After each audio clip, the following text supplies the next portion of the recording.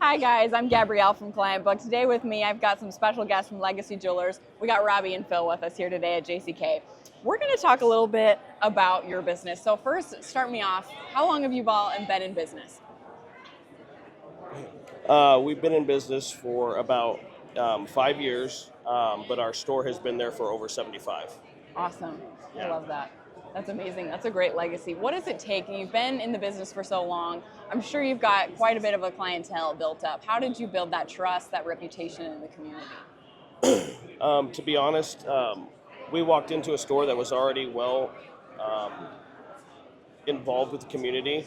But one of the reasons why we named our business Legacy Jewelers was that we wanted to carry on the legacy of the previous proprietors. Including my dad's working with me, my son works with us, so we have like 3 generations in our store. But the previous owners, they actually have a day in Indiana, Noblesville, Indiana, called Odell and Esther Lakes Day, and that's October 9th. And that's because of how much they donated to the community. And we've continued that with our philanthropy. So we, when people need something, or we're very involved with the community, and we try to donate as much as we can. And I think if you have buy-in with the community, they'll have buy-in to you. Or another way of putting that is support the community that supports you. Yeah, absolutely. How important is building relationships in the jewelry industry? It's everything. Because you're trying to sell stuff, Yeah, but really it's a people. It's everything. You only have one chance to make a first impression. You walk in, you greet them warmly, treat them like they're family coming into their house. You greet them with joy and with real exuberance, and that makes all the difference in the world. People come in and they say, "Hey Joe, hey Phil," they know everybody's name. It's not just that one customer, and it's not us against a corporation. Yeah, I love that. So it's not you against a corporation, is it you against yourself? Right. Or you against their own attention maybe? Well, even for the client, the client always thinks that Big Brother's watching. Yeah. And we're the little brothers that are taking care of you here, so. I love it. That's awesome. Is there anything that's changed in how you approach running your store over the past few years? Definitely the automation helps. Yeah. So what we normally would do in printing off, lists of people that came in or recently bought, or just having Franklin Covey planners for people to keep their client lists in. Clientbook has definitely helped with automation. We get tons of customers come in and be like, "Yeah, you messaged me to clip my rings clean, so I'm here." And we're like, "Oh, great." And then but it's joy because they're happy. They see their rings when they get it back, and they're like, "Oh my gosh, it looks brand new."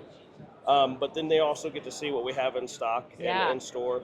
So that's definitely a huge change. That is definitely helpful. Same thing with like you guys' AI thing.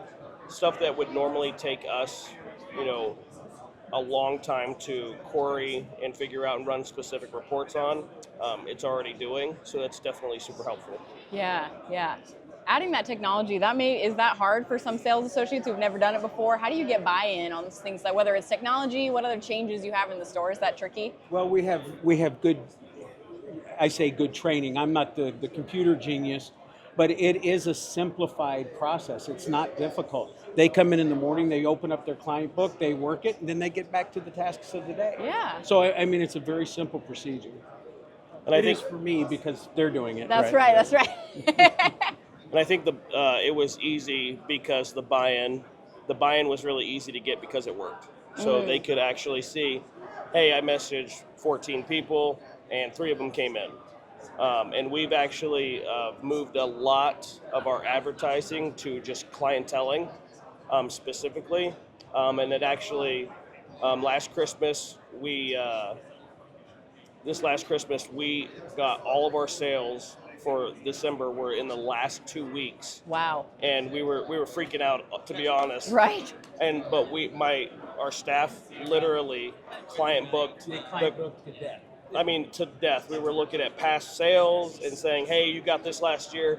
We have this in stock," and just they were on it, and it was the craziest 2 weeks of our lives. Well, I think another thing Clientbook does for us is it helps get the customer thinking about us, it just in general. So if somebody's saying, "Oh my God, her birthday's day after tomorrow," thanks for calling. Yep. And we hear that often. So I mean, it works out. Yeah. Because it's really built to help the a lot of times the husband become the hero, or whoever the gifter is in that Right. situation. Because the wife or the receiver of the gift, they don't need to know that they weren't thinking about it That's until exactly Clientbook right. reminded the store. And And then they go home and they're heroes because they didn't have to be told, and they're not a day late. That's right, absolutely.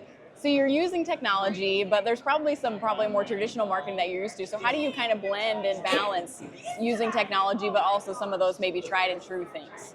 So actually, Clientbook helps us with that too, to be honest. So the way that we have our triggers set up in the store is that we've made triggers for price ranges, and every single time that a trigger happens, it sends one to an associate, and it's for a text message if it's under $1,000. If it's over 1,000, under 5,000, they get a handwritten note, handwritten card, and those.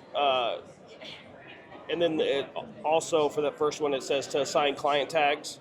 So they assign client tags. They do a text message or a handwritten note, a thank you card, and then they have tiered gift cards that aren't to our store, but it's to places in our local downtown community. And that's another way. We have a coffee shop right next to us, so if they spend certain money, we'll give them $20 to that coffee shop. So smart. But what happens is that customer goes to the coffee shop and it's right next door, and then they'll stop in and be like, hey, thanks for I was able to have coffee. Yeah. And That's as good as a sale when they come in and thank you. Yeah. After the fact. Right. So we really use that that automation and triggering to help us do the regular hands-on relational stuff. So. Right. And I think too that and I say our girls because the rest of our staff, except for my grandson, they work this thing, and it's not really work. I mean, they come in and they hit that Clientbook right away. It's exciting, and these customers are coming in because hey, I got a note from Lisa. I got a call from Abby. And those things are huge. Yeah. Those things are huge. Yeah. Not only that, it's just a very good tool for just to be able to work just regular sales. If a customer calls in or they come in, they look at something, and then the communication back and forth, it keeps everybody up to date. So if one of our staff is out on vacation or they're, the whole history gets input into the edge, also on Clientbook. So it's very good. I love that. What are some non-negotiables about how you treat your customers when you're in their store? What are the non-negotiables? Yeah, what's something that we're never going to change this. This is something we're always going to do to treat our customers right. I don't know that we have anything that's non-negotiable. I mean, I think what we do is we treat them as we would want to be treated. Yeah. And I think that's that common sense approach is effective and has been my entire career. Yeah, yeah. I love that you We said shake that's common hands and sense. kiss babies. That's what we do for a living. And then we use Clientbook to record that we did that. There you go. We also like what we do, so We do. We absolutely. That makes all the difference, right? So we're not there grinding away Yeah. and hate our jobs or anything. So when people come in, we're very happy. We're happy that they came into our store. They're happy, so it's infectious. So I think that's something is that we'll always be us and we'll be authentic. Yeah, and I picture us more like Cheers. Norm, everybody says at the same time, and I think we get that a lot. Where somebody come in and say, "Hi, Judy, hey, Judy's here," and that. I don't care how much money you have in your checking account or in your bank account. There's nothing that feels good like being known. There's nothing like it. Yeah, yeah. That personalization is huge. Yeah. How do you work in that personalization into your client follow-ups or just your processes? You know what? I hired my son. I hired my wife. I hired a lady that worked for me for 15 years. It's just how we all grew up together doing this. I mean, we've kind of fallen into a niche, and it works. It works. Yeah. What is it you love so much about working in the jewelry industry? In our location? In the jewelry industry. Yeah. You know what? 99.9% of the cases, there are people that are happy. We see happy tears. We Yeah. see joy. We see girls coming in and say, "Oh, I need to get my ring size. Can I have it today?" You know, it's a happy occasion. Yeah. It truly is a happy occasion. Yeah, I love that. I definitely like the emotion. So like the smiles and cries. We get to see people, you know, we get to, obviously every jeweler is going to say this, but we really do get to celebrate life's greatest moments. And we get to be a little part in their story.